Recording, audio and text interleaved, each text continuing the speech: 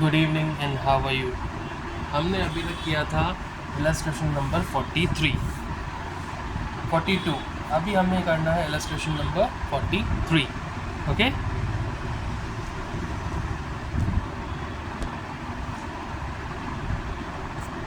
Good evening. हमें करना है इलस्ट्रेशन नंबर 43। तो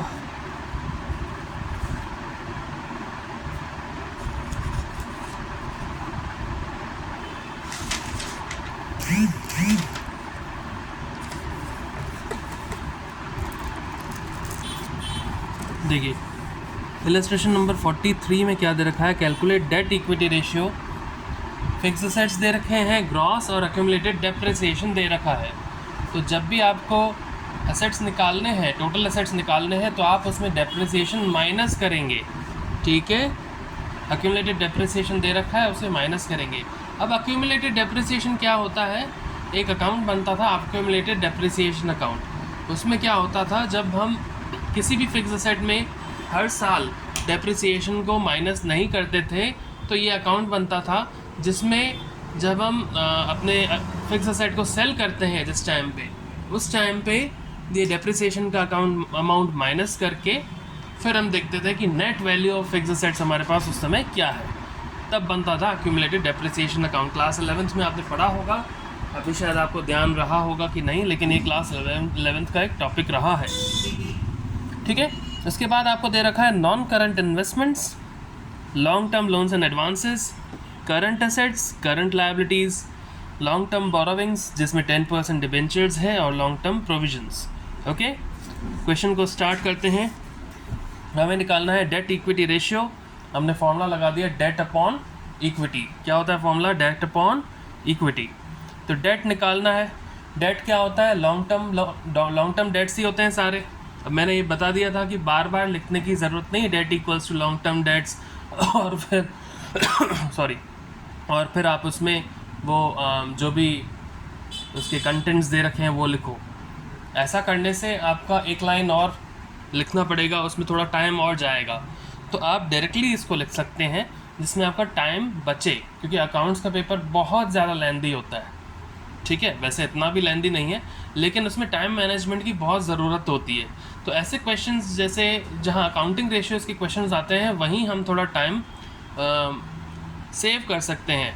थ्योरी में भी हम थोड़ा टाइम सेव कर सकते हैं। थ्योरी जब हम पढ़ेंगे कैसे करना है, क्या करना है, वो मैं आपको बताऊंगा। और वर्किंग नोट कहाँ ज़रूरी है अकाउंट्स में, वहीं बनाना है, उसमें भी हमें टाइम सेव करना पड़ेगा। ठीक है, तो debt long term borrowings plus long term provisions होता है। लॉन्ग टर्म बोरोविंग्स की वैल्यू दे रखी है 3 लाख, और लॉन्ग टर्म प्रोविजंस की वैल्यू दे रखी है 1 लाख। इन दोनों को टोटल कर देंगे तो डेट आ जाएगा 4 लाख। अब डेट इक्विटी में हमें इक्विटी भी चाहिए। इक्विटी देखिए, इक्विटी क्या होता है, total liabilities minus total date. ठीक है, इक्विटी क्या होता है, total liabilities minus total date. लेकिन क्वेश्चन में आपको टोटल डेट नहीं दे रखा, आपको टोटल असेट्स भी नहीं दे रखा, लेकिन आपको फिक्स असेट्स, देखिए fix assets, accumulated depreciation, non current investment, long term loans and advances, current assets, ये सब दे रखे हैं। तो इन सबको टोटल कर देंगे हम, तो हमारे पास टोटल असेट्स आ जाएंगे। और टोटल असेट्स क्या होते हैं, टोटल लायबिलिटीज़ के इक्वल, राइट। तो total liabilities minus total date, लेकिन टोटल लायबिलिटीज़ हमें नहीं दे रखी हैं, तो हम इसमें टोटल असेट्स लेंगे, क्योंकि as per balance sheet total assets is equals to total liabilities. Any doubt?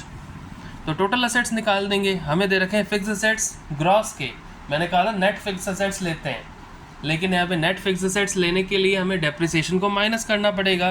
तो माइनस एक्यूमुलेटेड डेप्रिसिएशन, तो हो जाएगा नेट फिक्स असेट्स। अब उसका भी मैंने एक स्टेप नहीं बढ़ाया, डायरेक्टली लिख दिया, क्योंकि नेट फिक्स असेट्स क्या होता है, net fix assets gross fix assets minus accumulated depreciation.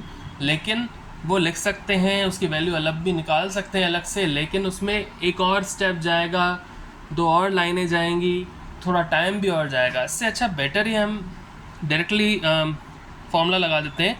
तो टोटल असेट्स हो जाएगा फिक्स असेट्स जो भी दे रखे हैं ग्रॉस के, उसमें से एक्यूमुलेटेड डेप्रिसिएशन माइनस कर देंगे, और आपको दे रखा है नॉन करंट इन्वेस्टमेंट्स, उनको ऐड कर देंगे। Long term loans and advances दे रखे हैं, उनको भी ऐड कर देंगे। और करंट एसेट्स भी दे रखे हैं, उनको भी ऐड कर देंगे, तो ये आ जाएगा आपका टोटल एसेट्स। ठीक है, तो total assets equals to fix assets की वैल्यू है 6 लाख, डेप्रिसिएशन दे रखा है 1 लाख, और नॉन करंट इन्वेस्टमेंट्स दे रखे हैं 30,000, long term loans and advances दे रखे हैं 20,000, और आपको करंट एसेट्स दे रखे हैं 2,50,000। इनको टोटल कर देंगे तो 8 लाख के टोटल एसेट्स आ जाएंगे। ठीक है, अब टोटल एसेट्स 8 लाख रुपीज़ के आ गए, तो टोटल लायबिलिटीज़ भी 8 लाख रुपीज़ की ही आ गई। ठीक है, ये हमने पहले ही पढ़ा अभी जस्ट। अब देखिए टोटल डेट क्या होता है, हमें सॉरी टोटल डेट निकालना है। टोटल डेट क्या होता है, long term borrowings plus long term provisions plus current liabilities. जो भी क्वेश्चन में दे रखा है लॉन्ग टर्म का वो हम ले लेंगे, प्लस करंट भी लेंगे, क्योंकि टोटल डेट में करंट लायबिलिटीज़ भी आती हैं। टोटल डेट निकालेंगे, लॉन्ग टर्म बोरोविंग्स की वैल्यू दे रखी है 3 लाख, लॉन्ग टर्म प्रोविजंस की वैल्यू दे रखी है 1 लाख, और करंट लायबिलिटीज़ की वैल्यू दे रखी है 2 लाख रुपीज़। तो टोटल डेट आ गया 6 लाख रुपीज़। ठीक है, अब हम निकालेंगे इक्विटी, क्योंकि इक्विटी निकालने के लिए तो टोटल लायबिलिटीज़ और टोटल डेट निकाला था। इक्विटी निकाल देंगे, टोटल लायबिलिटीज़ आई थी 8 लाख, टोटल डेट आया था 6 लाख।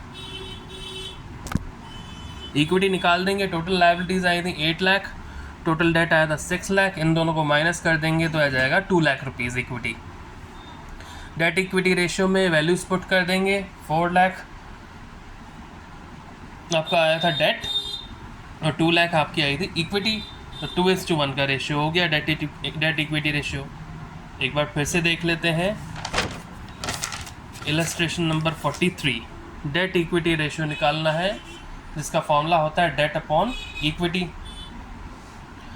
डेट निकालेंगे, डेट होता है long term provisions plus long term borrowings, दोनों ही दे रखे हैं।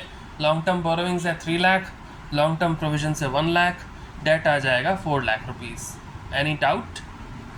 इसके बाद इक्विटी निकालेंगे, इक्विटी होता है total liabilities minus total date, लेकिन हमें यहाँ पे टोटल लायबिलिटीज़ नहीं दे रखी, टोटल एसेट्स भी नहीं दे रखे, हमें यहाँ दे रखा है फिक्स एसेट्स, और दे रखा है डेप्रिसिएशन, और दे रखा है non current investments, long term loans and advances और करंट एसेट्स। तो इन सब का एडिशन करेंगे तो टोटल एसेट्स आ जाएंगे। बैलेंस शीट के अकॉर्डिंग टोटल एसेट्स इक्वल होते हैं टोटल लायबिलिटीज़ के, तो हम टोटल एसेट्स ही निकाल देते हैं। टोटल एसेट्स होते हैं फिक्स एसेट्स, इसमें से डेप्रिसिएशन माइनस कर देंगे, plus non current investment plus long term loans and advances and then plus current liabilities, sorry current assets. Okay, now total assets equals to fix assets दे रखे हैं 6 लाख के, डेप्रिसिएशन दे रखा है 1 लाख का, नॉन करंट इन्वेस्टमेंट्स हैं 30,000 के, long term loans and advances है 20,000 के, और करंट एसेट्स है 2,50,000 के। टोटल एसेट्स आ जाएंगे 8 lakh rupees.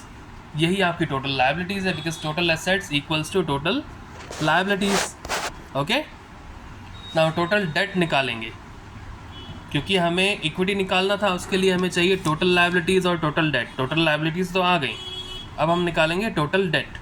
Total debt long term borrowings, long term provisions plus current liabilities, इन तीनों को ऐड करेंगे तो टोटल डेट आ जाएगा। टोटल डेट के लिए वैल्यूज़ पुट करेंगे, लॉन्ग टर्म बोरोविंग्स हैं 3 लाख, लॉन्ग टर्म प्रोविजंस है 1 लाख, और करंट लायबिलिटीज़ है 2 लाख रुपीज़ की, तो टोटल डेट आ जाएगा 6 लाख रुपीज़। ओके, अब हमारे पास टोटल डेट है, टोटल लायबिलिटीज़ है, हम इक्विटी निकाल देंगे।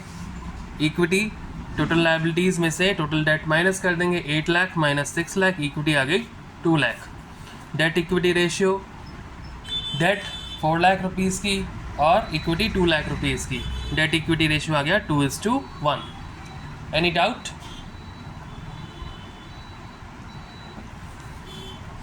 Illustration number 41, calculate debt equity ratio from the following information. Sorry 43 हमने अभी किया, 44। ओके, देखिए टोटल डेट दे रखा है 12 लाख, करंट लायबिलिटीज़ दे रखी है 4 लाख, कैपिटल एम्प्लॉयड दे रखा है यहाँ पे आपको 12 लाख। डेट इक्विटी रेशियो निकालना है। टोटल डेट दे रखा है 12 लाख, करंट लायबिलिटीज़ दे रखी है 4 लाख, तो इससे आपका डेट आ जाएगा लॉन्ग टर्म डेट।